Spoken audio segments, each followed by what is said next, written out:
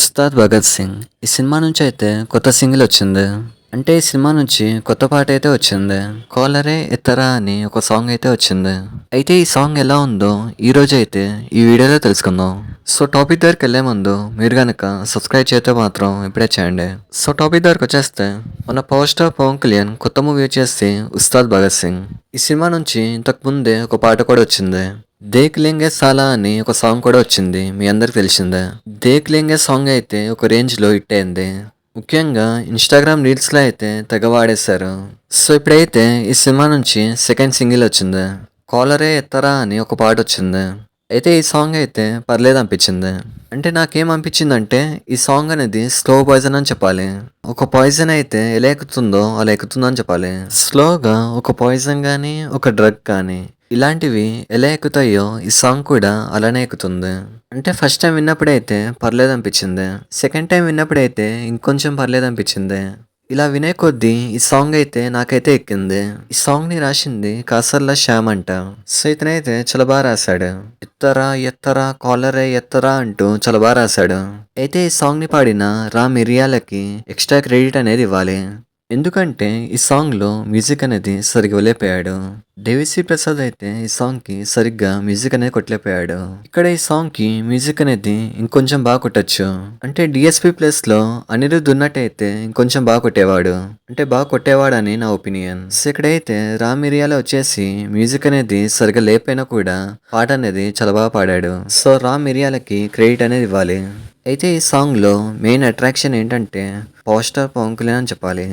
Power star Pavan Kalyan swag కానీ ఆ grace కానీ అసలుకైతే చింపేశాడు. అంటే పవర్ స్టార్ పవన్ కళ్యాణ్ని చాలా మూవీస్లో చూసే ఉంటాం. 2015 నుంచి ఆ గ్రేజ్ అనేది తగ్గిందని చెప్పాలి. సో ఫైనల్గా అయితే వింటేజ్ పవన్ కళ్యాణ్ని ఈ పాటలో చూడబోతున్నాం. అంటే కేవలం పాటలోనే కాదు సినిమాలో కూడా చూడబోతున్నాం.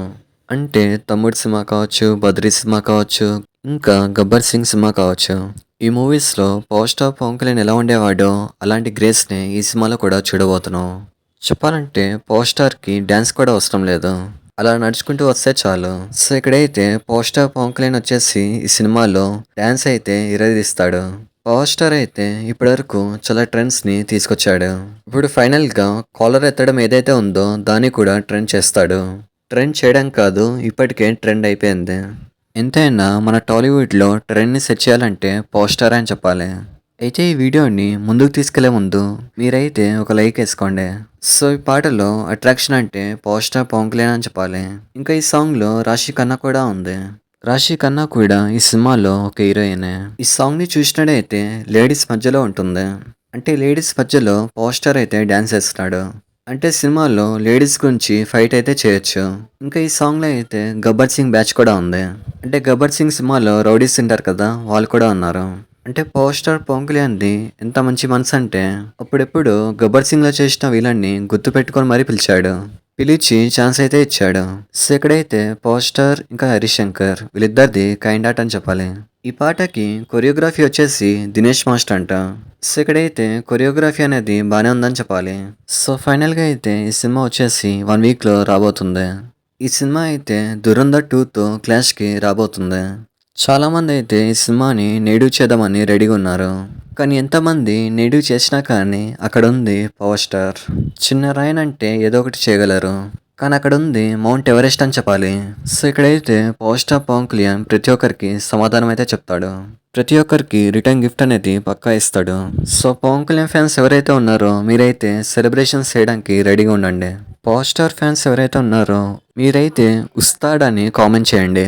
అలాగే టాలీవుడ్ ఫ్యాన్స్ ఎవరైతే ఉన్నారో ప్రతి ఒక్కరు ఈ సినిమాకి సపోర్ట్ చేయండి. ప్రభాస్ కావచ్చు, ఎన్టీఆర్ కావచ్చు, రామ్ చరణ్ కావచ్చు, మహేష్ బాబు కావచ్చు, అల్లు అర్జున్ కావచ్చు, ప్రతి ఒక్కరి ఫ్యాన్ సపోర్ట్ చేయండి. ఎందుకంటే ఇది మన తెలుగు సినిమా. మన తెలుగు సినిమాని మనం సపోర్ట్ చేయకపోతే ఇంకెవరు చేస్తారు? సో ఇది మ్యాటర్. చూసారు కదా వీడియో. ఇలాంటి మరిన్ని వీడియోస్ కోసం లైక్, షేర్, సబ్స్క్రైబ్ చేయండి. Thank you.